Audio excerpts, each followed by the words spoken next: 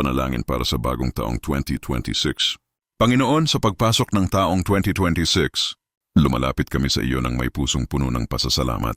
Salamat sa lahat ng biyaya, proteksyon, at aral na ibinigay mo sa amin noong nakaraang taon.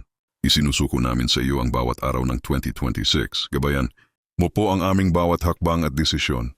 Hinihiling namin ang iyong banal na proteksyon laban sa anumang kapahamakan, karamdaman at panganib. Ipagkaloob mo po sa amin ang kalusugan ng pangangatawan, kapayapaan ng isip, at sapat na biyaya para sa aming pang-araw-araw na pangangailangan. Buksan mo ang mga pinto ng pagkakataon at pagpalain ang aming mga hanap buhay at pag-aaral. Higit sa lahat, puspusin mo kami ng iyong pag-ibig upang maging instrumento kami ng kabutihan sa aming kapwa. Manatili sana kaming matatag sa pananampalataya anuman ang hamon na dumating. Sa iyo namin ipinagkakatiwala ang aming kinabukasan ngayong 2026. Amen.